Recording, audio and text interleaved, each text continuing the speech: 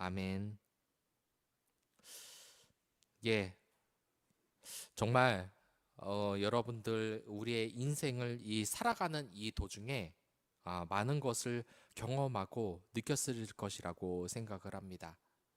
근데 이 곳이 제 청년에게 어떻게 말을 들어보면은 교인들도 각자 느끼는 생각이 다른 것 같습니다.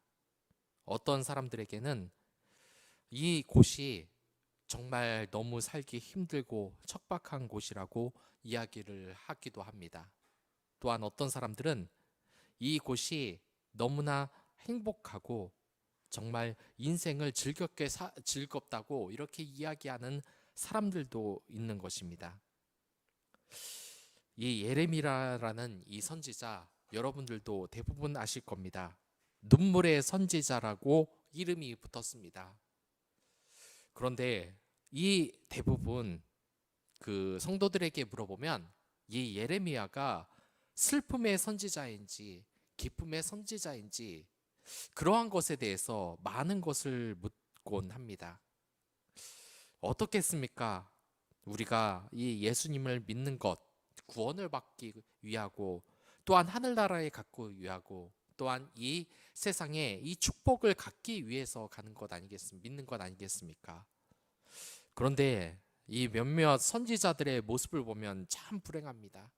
이 예레미야는 평생 동안 죽도록 괴롭힘을 당하다가 어디에서 그 말년을 보냈는지 모르고 이 바울은 순교를 당하고 이러한 삶을 보면은 어찌 보면 이렇게 이 세상에서 살아가는 기독교인들이 이 고통과는 벗어날 수 없다는 그런 사실을 우리가 깨닫고 곧 불안하기도 합니다.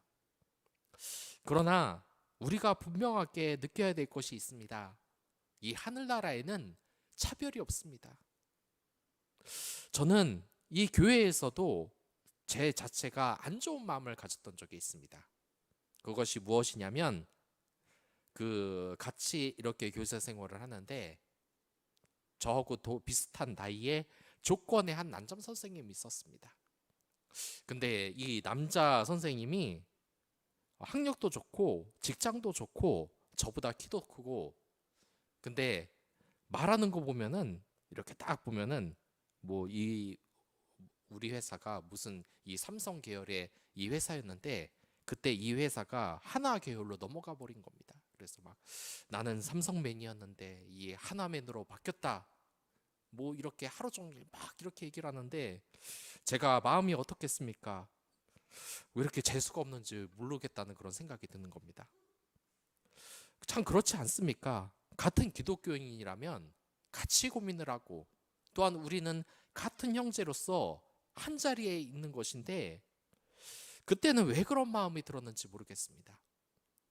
이게 우리가 이 세상을 살아가는데도 분명히 생각해야 될 문제인 겁니다.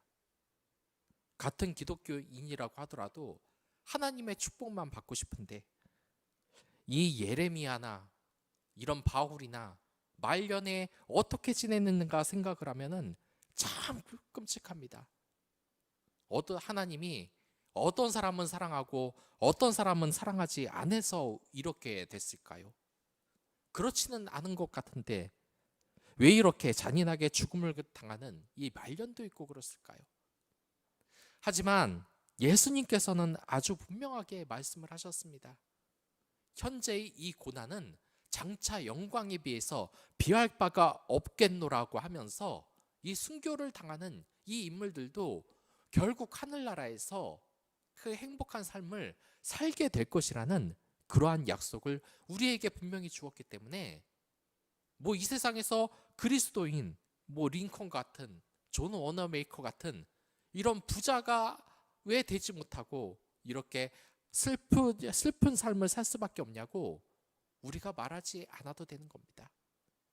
이 세상과 다르게 하나님께서는 우리 모두를 사랑하십니다.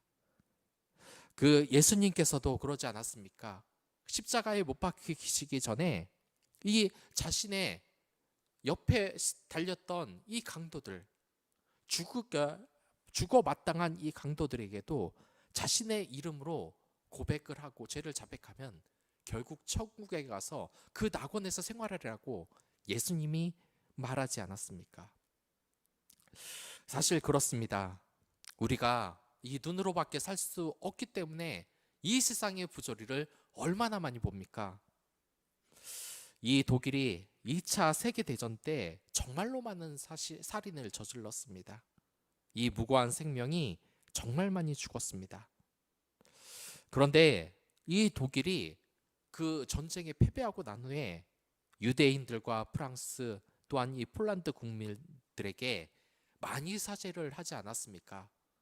그래서 과거의 죄를 씻었다라고 이야기를 하지만 사실 좀 어두운 면도 있습니다.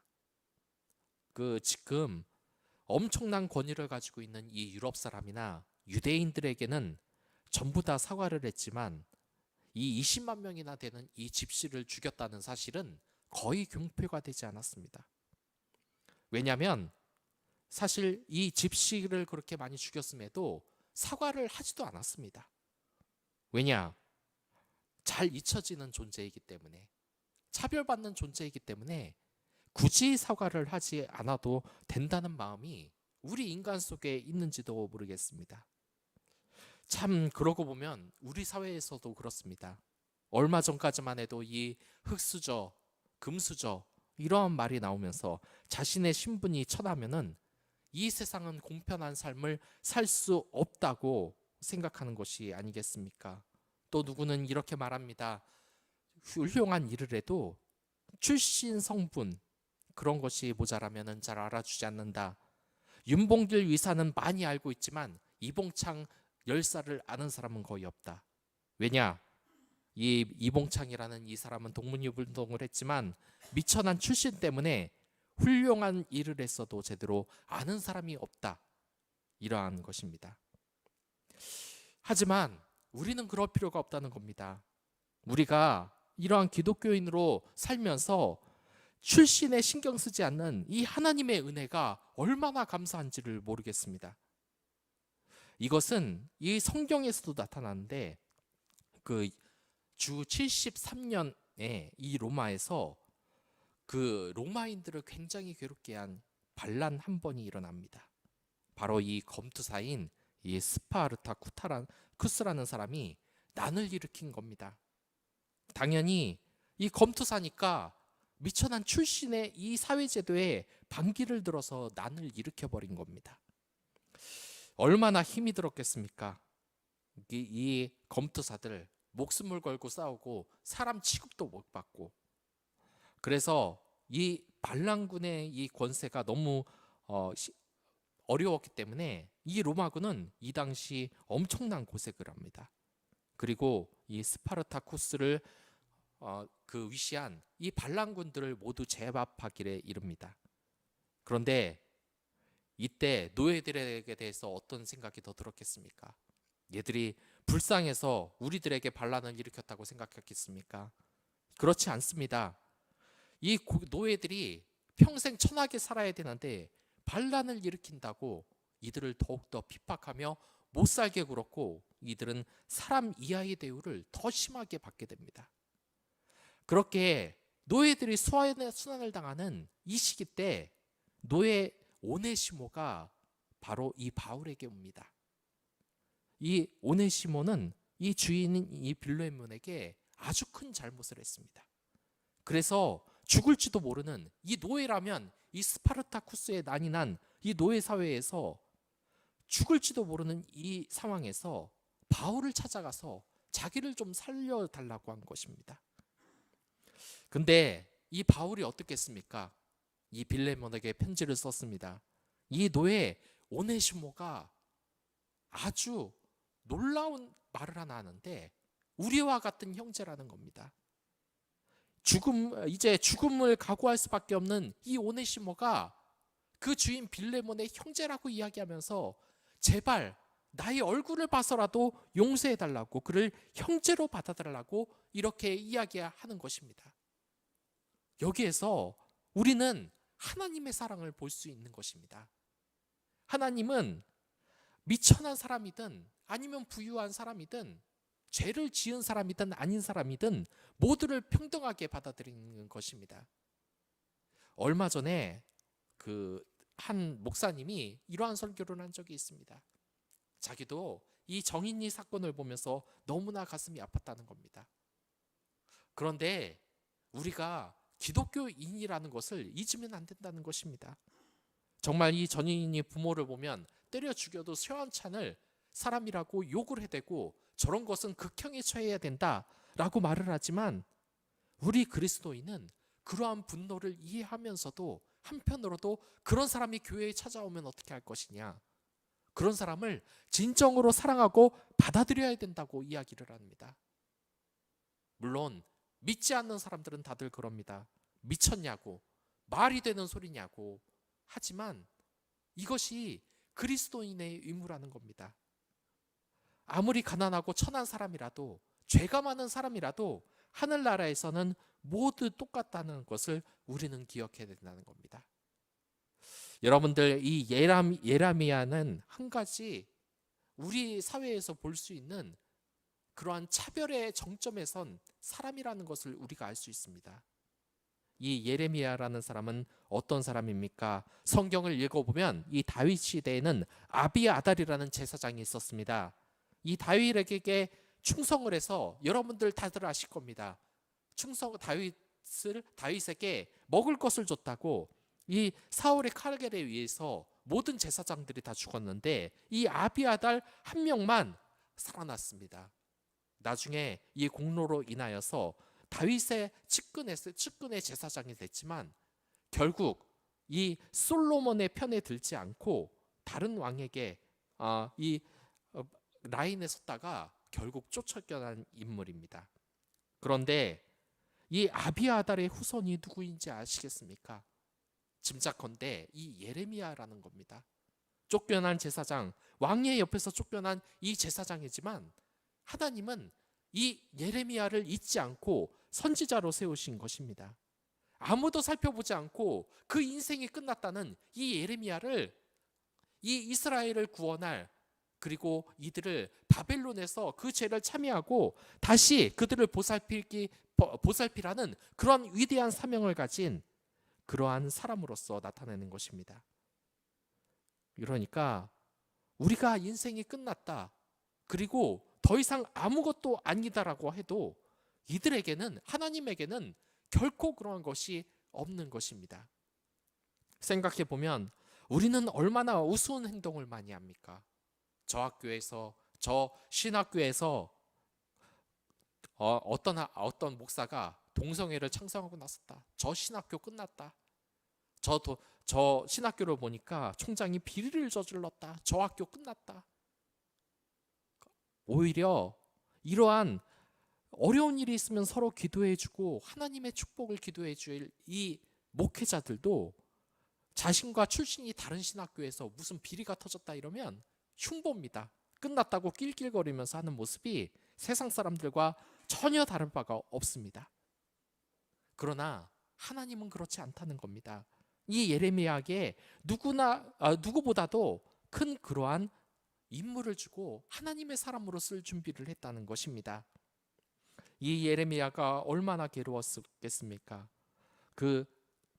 이 예레미야가 어디 좋은 이야기를 합니까? 요즘 이 목회자가 입에 지옥이라는 말만 해도 이 사람들이 불쾌하다고 이 교회를 떠나는 이 세상에서 이들 보고 얼른 바벨론에게 항복하고 그들에게 순종하라고 말을 하는데 어디 좋은 말을 들었겠습니까? 정말 눈물을 한 바가지 흘리고 너무나 고생을 한 선지자 아니겠습니까? 하지만 로마서 8장 18절의 말씀을 항상 기억하시기 바랍니다. 우리가 정말 우리의 이 믿음의 실현이 불로 연단하여도 없어질 금보다 더 귀하며 예수 그리스도가 나타나실 때 이 칭찬과 영광과 존귀를 얻게 하려 함이라는 이 하나님의 말씀을 우리는 기억하면서 이 세상을 플레이그라운드로 만들어야 한다는 것입니다. 결국 그 예레미야 토대는 어떻게 됐습니까? 그 이스라엘을 구원할 수 있는 그러한 토대가 쌓여지지 않았겠습니까?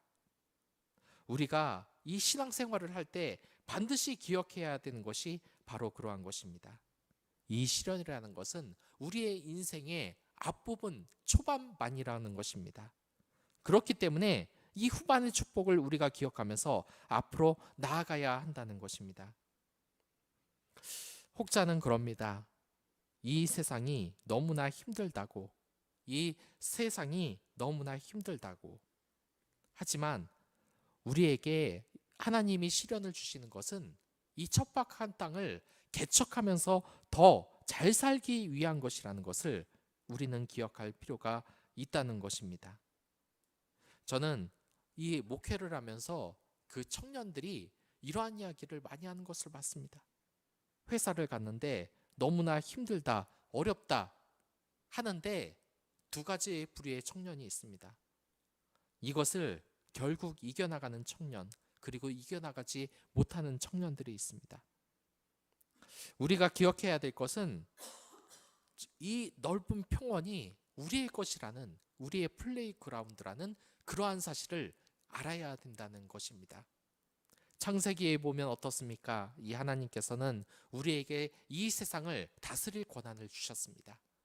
여러분들이 있을 이 회사 그리고 이 가정은 여러분들이 개척하고 만들 수 있는 이 플레이그라운드라는 사실을 여러분들 아시기 바랍니다. 물론 그 준비는 힘들 수 있습니다. 이 예레미야가 수도 없이 사람들에게 죽음의 위협을 당했던 것처럼 말입니다.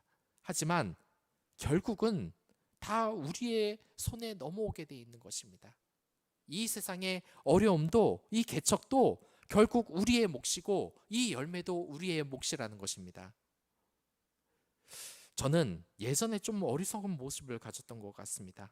이 회사를 다니면서도 매일 회사욕을 입에 달고 살았고, 일찍 퇴근하는 것, 이것이 틀려버리면 이 회사 욕을 하고, 또한 한 달 월급을 가지고 월급은 워낙에 너무 적지 않냐 불평불만을 했습니다. 하지만 여러분들, 이 세상을 이렇게만 살아간다면 어떠한 발전도 있을 수 없습니다. 지금 이 사는 곳이 개척할 곳이고, 그리고 내가 앞으로 나가갈 이 무대라는 것을 기억만 한다면, 그리고 이 복음으로써 이 세상을 다스릴 그럴 권한을 하나님이 주셨다는 것을 알기만 한다면 이 세상은 지옥이 아니라 우리의 놀이터가 된다는 것입니다. 예레미야가 그 어려운 시련을 이겨내고 결국 하나님의 위대한 선지자로 지금 하늘나라에서 그 영생을 누리고 있는 것처럼 말입니다. 그러기에 우리가 그리스도인이라는 걸 잊지 말고 하나님의 그 일도 사업도 감당하시라는 겁니다. 혹자는 이럽니다. 우리가 정말 이 세상에서 어려움만 갖고 살지 않냐, 힘들게 살지 않냐.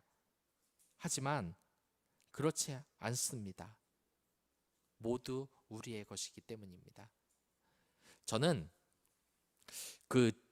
여러분들 대부분 보면은 이 집안이 대단히 깔끔한 걸 볼 수 있습니다. 저도 그렇습니다.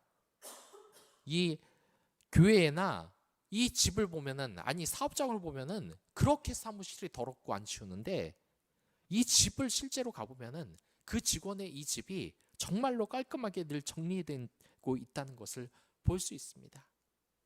그러니까 제가 이 친구한테, 저희 형인데 물어본 적이 있습니다. 어떻게 형님은 이렇게 직장에서는 매번 더럽게 생활을 하면서 이 집은 이렇게 깔끔하냐고. 그러니까 이런 말을 하는 겁니다. 이건 내 거니까. 예, 그렇습니다. 이게 무슨 말입니까? 회사는 어차피 회사의 것이고 내 게 아니니까 대충 사용하고, 내 집이니까 깔끔하게 사용한다는 것입니다. 근데 한 가지 기억해야 될 것이 있습니다. 우리의 회사, 우리가 근무하는 그곳이 여러분들 것이라면 어떻게 하겠습니까? 이 세상이 여러분들의 것이라면 어떻게 하겠습니까? 더 개발하고 더 깔끔히 쓰고 더 나를 위해서 노력하지 않겠습니까? 이 세상을 한번 보십시오. 이 예레미야는 이스라엘 전체를 다스릴 그러한 힘을 이 하나님으로부터 부여받았습니다. 그것은 여러분들도 마찬가지입니다. 비록 척박해 보일지라도 그것이 블루오션임을 기억하시기 바라겠습니다. 혹시 회사를 쫓겨난 분 계십니까? 그만둔 분 계십니까? 혹시 적자가 나서 힘든 분이 계십니까? 하지만 주변을 한번 봐보시기 바랍니다. 여러분들이 결코 망한 것이 아닙니다.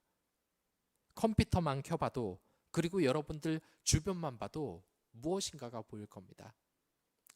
예전에 저는 이 부자한테 한 가지 놀라운 말을 들었습니다. 이 부자가 길을 걷는데 이런 말을 하는 겁니다. 자신은 길만 걸어도 이 돈이 사방에서, 돈 벌 방법이 사방에서 보인다는 겁니다. 우리 눈에는 절대로 보이지 않는 그 눈을 그 사람은 가진 겁니다. 근데 정말 그렇습니다. 인생을 살아보면서 조금 안 건데, 옛날에는 이 직장을 다니면서 이 돈만, 월급만 따박따박 받아가는 것이 돈 버는 것이라 생각했고 불평불만했는데, 사실 어느 정도 이 사회생활, 목회자 생활을 하고 나름대로 제가 직업도 갖다 보니까 이 다른 것도 시선이 보이는 겁니다. 이 세상이 정말 그렇게 어렵지만은 않다는 겁니다. 저도 이 목회자 생활을 하면서 가장 많이 받는 연락이 뭔지 아십니까? 어려운 사람들한테 연락이 온다는 겁니다. 어느 날 가만히 있으면은 전화벨이 울립니다. 그러면서 어떤 이야기를 하냐면 목사님을 만나고 싶다는 이야기를 합니다. 사실 그 이야기의 뜻은 제가 잘 알고 있습니다. 물론 하나님의 축복을 받고 싶은 그런 분들도 있지만 사실 대부분 제가 솔직히 압니다. 저에게 경제적인 도움을 얻고 싶어서 그런다는 것을. 그리고 자신이 얼마나 어렵다는 이야기를 쫙 해놓고서 끝에 가서 이야기를 합니다. 목사님, 단돈 얼마라도 좀 도움을 달라고 말입니다. 그런 이야기를 들을 때마다 저도 마음이 많이 아픕니다. 사실 그래서 제가 도움이 안 되는데도, 돈이 없는데도 불구하고 무리를 해서 돈을 도와준 적도 있습니다. 그런데 이게 참 그렇습니다. 물론 여러분들 도와야 됩니다. 그런 사람이 오면은. 근데 한 번 도와주니까 연락이 또 와서 돈 좀 달라 그러고, 그리고 또 연락이 와서 돈 좀 달라 그러고, 그래서 언젠간 이걸 좀 끊어내야 되겠다는 생각이 드는 겁니다. 그래서 그 사람에게 이야기를 했습니다. 형제님, 계속 그러지 말고 이렇게 되면은 계속해서 형제님이나 저나 힘들어집니다. 저도 개척교회를 잇는 상황이라서 물론 가난한 사람을 도와야 되지만 결국 어려움을 벗어날 수가 없습니다. 혹시 여러 가지로 돈 벌 그런 생각이 있으십니까? 그러니까 그 사람이 묻는 겁니다. 대체 뭐가 있냐고. 그래서 제가 할 수 있는 여러 가지 일을 이야기해 줬습니다. 세상에는 돈을 벌 수 있는 일들이 몇 가지 있습니다. 상품 리뷰어나 아니면 단순히 블로그에 글을 대신 써주는 것만 해도 돈을 벌 수 있고, 또한 간단하게 병원에 가서 몸에 해롭지 않은 임상 실험을 해도 돈을 받을 수 있고, 사실 이 세상에서는 돈을 벌 수 있는 방법이 한두 가지가 아닙니다. 라고 이야기를 했습니다. 그랬더니 그런 방법도 있냐고 하면서 나중에는 나갔습니다. 선택은 그 사람의 몫일 겁니다. 계속해서 이 세상이 어렵고 힘들고 하면서 주저앉든지, 아니면 하나님에게 기도를 해서 결국 경제적으로 자립할 수 있는 기회를 얻을 것인지는 그 사람에게 남아있는 것입니다. 하지만 정말입니다. 이 세상에서 살아갈 길은 항상 하나님이 주십니다. 그러나 우리가 해야 될 것이 있습니다. 그것은 하나님의 말씀에 의지하여 일을 하고 늘 가난한 사람들을 돕는 그 마음가짐을 갖는 것입니다. 이렇게 우리가 이 세상을 살아가면서 정말 어떻게 사느냐에 따라서 그 하나님의 많은 것도 받게 될 겁니다. 제가 한 가지는 분명하게 말씀드립니다. 하나님에게 맨날 울고 불고 자신의 신세에 한탄만 한다고 하나님이 절대 축복을 주시지 않습니다. 이겨낼 방법을 하나님께 기도하시기 바랍니다. 하나님이 여러분들이 충분히 신앙적으로 성숙하고 이 세상을 이겨낼 힘이 있다면 그때부터 축복을 주시기 시작할 것입니다. 저번에도 말씀드리지 않았습니까? 여러분들에게 단돈 10,000원을 줘도 100만 원을 줘도 1억을 줘도 몇 조를 줘도 여러분들이 그것을 운용할 힘이 없고 하나님의 뜻대로 하나님의 사업대로 운용할 힘이 없다면 하나님은 결코 그 힘을 주시지 않습니다. 그렇기에 우선 말씀과 기도로 이 세상을 살아가는 힘을 키우시기 바랍니다. 여러분들에게 새로운 세상이 나타날 것입니다. 제가 아는 한 청년은 그렇습니다. 어렸을 동안 늘 부모님에게 욕을 먹었습니다. 왜냐? 공부도 못하고 하는 거라고는 늘 독서밖에 없었기 때문입니다. 그러나 그 청년이 어렸을 때 분위기가 어땠냐면 이 국문학과, 국어만 해서는 굶는과 나왔다고 비아냥거리는 시대였습니다. 그렇게 할 줄 아는 거라곤 책을 읽는 것밖에 없었고 그것으로 인하여서 결국 국문학과 그런 인문계열의 그 대학에 갔는데 뭐 이렇게 돈을 벌 수 있는 게 있겠습니까? 평생 가서 국문학과, 국문과 갔다고 비아냥을 듣는 이 학생이었습니다. 그런데 어느 날 그런 겁니다. 이 세상에서 그 돈을 벌기 위해서 이것저것 알아보는데 뭘 해도 돈을 벌 수가 없다는 겁니다. 왜냐? 국문과를 나왔기 때문에. 하나님을 믿었지만 결국 이 세상을 가난하게 살아야 될 수밖에 없어서 이 물류센터에서 가서 힘들게 노동을 하고 했는데 도저히 하기가 힘들었다는 겁니다. 그런데 이 청년이 어느 순간인가 1년에 한 2억 정도의 연봉을 받고 살아가는 그런 사람이 돼 있었습니다. 왜 이렇게 됐냐? 그 글 쓰는 재능을 이용해서 여러 가지 기도를 했더니 하나님이 길을 열어주셨다는 겁니다. 여러 가지 블로그에 글도 올리고 또한 인터넷으로 소설을 써서 그것을 계약을 따내서 결국 경제적으로 자립을 했다는 겁니다. 그리고 그 돈으로써 자신의 일부를 불우한 이웃을 돕는 데에서 여러 가지 좋은 일도 하고 살고 있다고 합니다. 여러분들의 토대를 아무것도 없다고 생각하지 마시기 바랍니다. 하나님은 이미 여러분들에게 할 수 있는 모든 것을 주셨습니다. 내가 돈도 안 되는 글쓰기 능력 같은 걸 한심한 능력을 줘서 할 수 없다고 생각합니까? 아닙니다. AI, 요즘 유행하는 이 AI는 수학 계산은 잘하지만 문학적인 일, 글쓰기는 일은 아직 사람을 따라가려면 멀었습니다. 여러분들이 돈 벌 수 있는 기술이 전혀 없다고 생각하십니까? 나는 그림밖에 그리는 능력 그런 밖에 없다고 생각하십니까? 한번 이 세상을 보시기 바랍니다. 이 세상에서 그림 그리는 능력으로 돈 벌 수 있는 그런 일들이 얼마나 많은지 아십니까? 또한 나는 그냥 몸 쓰는 것밖에 못한다. 한번 세상을 보시기 바랍니다. 이 세상에 어린이 체육, 유아체육 하는 사람들이 월에 몇백을 받는지 한번 알아보시기 바랍니다. 하나님은 여러분들에게 쓸데없는 것을 주시지 않았습니다. 다 하나님의 사업을 키우기 위해 주신 겁니다. 그러한 것을 발견하고 앞으로 나아가시기 바랍니다. 한 가지 바랍고 원하는 것은 이 세상을 원망하며 욕하며 살지는 마시기 바랍니다. 하나님의 그 위대한 그 사업에 눈을 뜬다면 여러분들은 이 세상을 정말 플레이그라운드로서 살아갈 수 있는 여러분들이 되실 것입니다. 그럼 다 같이 기도하도록 하겠습니다.